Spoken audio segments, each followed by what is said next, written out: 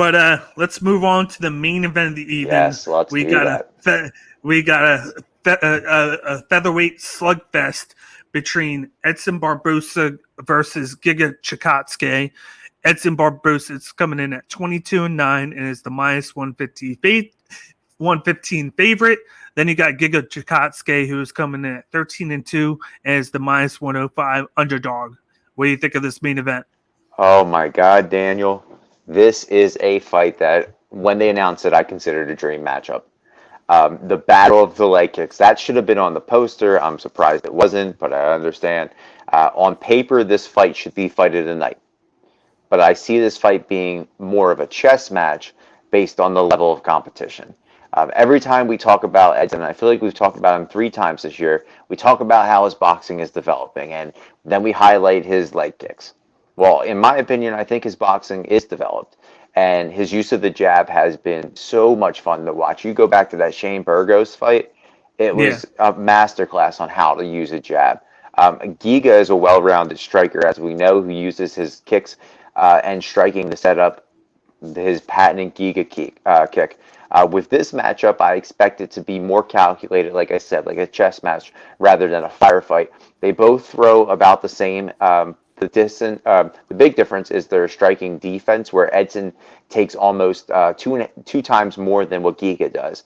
The amount of leg kicks and check kicks that I envisioned in this fight going into it, I don't see anyone walking out of this fight and walking out of the octagon. I feel like they're both going to need a wheelchair.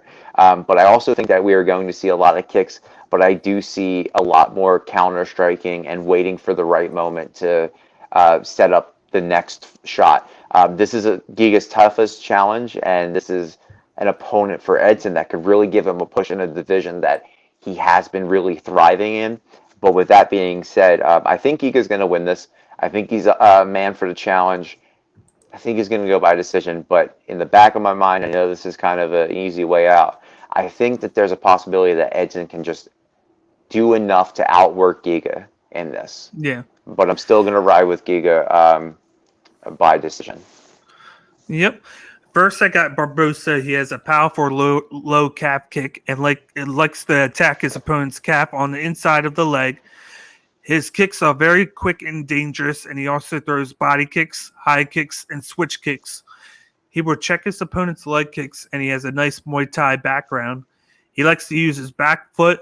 He likes to take his back foot and walk his opponents into his shots. His boxing has improved tremendously, where his hands are quick and throws a stiff jab and rip to the body. He uses the left hook, and every strike is used with intent. He throws counters at times as well. He has a crazy flying knee and tends to drop his lead hand when he's throwing a jab. And he struggles to strike when he is moving laterally. Then you got Giga Chikadze, who has a kickboxing background and likes to switch his stances often while mirroring his opponent. He loves to throw the body kick, roundhouse body kick, and then the infamous Giga kick. He has unique accuracy with his kicks. He uses a lot of feints to set his kicks up, and his kicks pack a punch. Giga tends to win the majority of his punches and usually only starts to box later in fights when he starts to get a little fatigued. His hands are wild, and he never sets up his boxing and always overextends on his left hook. He has a tendency to dip his hand when he is throwing the overextended shot. He doesn't like to get into the clinch, in which his way of defending it is to push away, and in return gives up too many double underhands often. He usually goes for low IQ judo throws when clinched up, and he needs to improve his takedown defense. I think the scare of the takedown won't be much of an issue in this fight. Yeah, same. But I do think a big thing will be Edson Barboza in the clinch. I think you might be shocked, but I think Edson's going to do it a lot, where he's going to start striking, Giga will start striking, and then you'll see Edson just go right in and clinch him up. Yeah, I'm not surprised with that. That's a good plan. Because he can limit those the shots from the leg kicks by just clinching up on him, and then do a lot of that and push him against the cage. get to the point where he can just throw knees to the legs of Chikadze and kind of like put damage to them to where he's not going to have to worry about getting hit with that Giga kick. But Yeah. the one thing that Burgos I had success with was I think it was the switch kick. He had success with where he kept on hitting Barboza with the switch kick. So I could see something where Giga Chikadze tries to do that in the open. He'll use a lot of the switch kick, or he might target like the leg of Barboza, just like Barboza might do to him. He'll target like a low kick to like the knee and hit him there instead of like just the snapping kicks. It'll be more like they'll try to get more accurate with their kicks in certain spots to get the movement down. But I think that people are like, a lot of people are like, we're going with Chikadze just because that Giga kick. But a lot of people don't realize with him is, just like you said, Barboza has refined his boxing since moving down a division. And a lot of his losses are to big time opponents in the lightweight division. And then he moved down and he did get lost, but he fought somebody really well down here in the featherweight division. And his gas tank has improved because of the move down. He's not worried about fighting guys that are bigger than him or extorting. Like, he's actually looks a lot better, and then he moves a lot smoother. And you saw that with the Burgos fight where he was just piecing them up with the combinations and then mixing in those leg kicks as well that slowed Burgos down. And I think at the end of the day, one thing with Giga is, just like I said, he always starts the round with the kicks, and then he's had success with them. But then later on, as he slows down, that's when he decides to throw the strikes, and he's usually not moving when he throws them.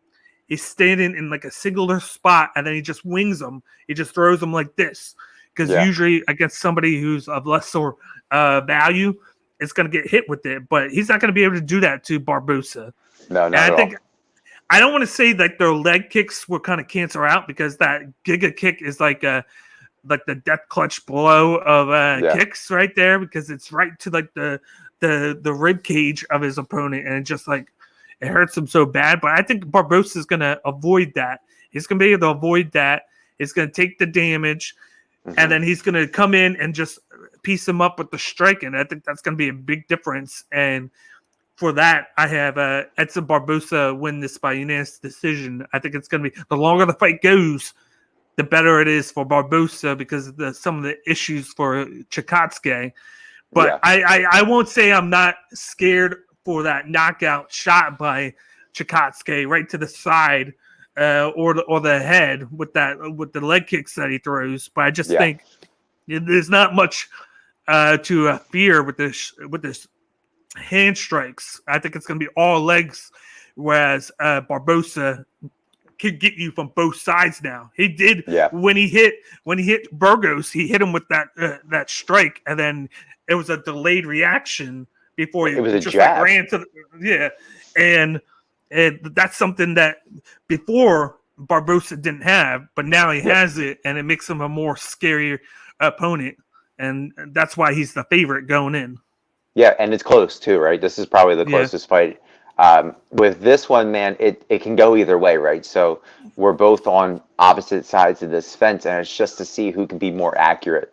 I love Barboza. You know, I love watching him progress.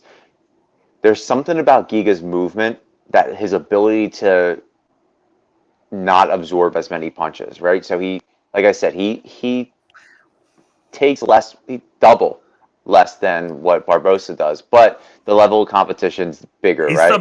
Sometimes like they say with the fighters, they move with the punch. They just move with it, so it lessens the damage of it, because you already know it's coming, so you kind of take it, but because you move, it's not hitting you in the spot that it should be.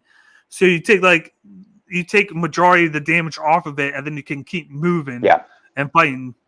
Yeah, and this, again, biggest competition for Giga, right? He wins this, like, we're at that point, right? Big matchup. Both these guys are ranked. I think they're 9 and 10, so not a big shift in opponents, right? Giga wins, he goes to 9. Edson goes to 10. Edson when he stays, right? I'd like to see the winner of this fight get matched up with either Dan Ige or Arnold Allen. Because the only other two that aren't booked in the division, if I'm not mistaken, are Calvin Kattar and Korean Zombie. And I'd like to see those two match up. Yeah. And then you have Ige and Arnold to be there for the winner of this fight, I unless those think two are going to be matched up. I think Dan Ige would be the smart choice because Arnold Allen, I still think he is undefeated, and they're going to want to give him somebody up higher.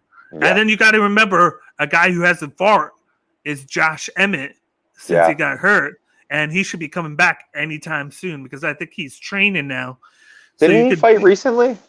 No, he hasn't Really? fought in over a year since of his injury. Okay. Which he suffered in the Burgos fight. Yeah, the Shane Burgos fight. Okay. Oh, yeah. Hurricane Shane. Yeah. Came through. Yeah. And I think Emmett is at that 6 or 7 spot, too. So yeah, he's just like hogging that spot, obviously, because of an injury, right? Yeah. But this just screams warts and like welts on the legs for these opponents. And just like wheelchairs. I said, that's why I said over under on 75 strikes because if you get like a 5-round fight and these guys all they do is throw kicks. I think in the Burgos fight he had 35 or 40 kicks, and I think it was a lot to handle for Burgos, and that's a guy that started to throw the kicks right afterwards. So I think this is something to think about in this fight is what can happen and then what to take. And he's going to have to try and, like I said, clinch up with Giga to limit all those damages that he takes because he's not the type of fighter like Giga where he can avoid the big shots or go in the direction. So, but at the same time, he'll have the striking advantage where not only does he throw kicks, but he has the boxing. So as long as he stays away from that big leg shots by Giga, he should be the guy to go with. Yeah, he's got to make it uncomfortable, right? He's got to get in close because they're both two long guys. I think Giga's the bigger fighter, but I think Edson has the longer reach. So Edson has to get in there, and he's got to just make it dirty, like you said, elbows, knees, work the clinch, and just drop him. But we'll see, man. This is a exciting fight. If it goes the way that it's drawn up, this is a fight of the year contender, not just fight of the night, fight of the year contender. Yep. But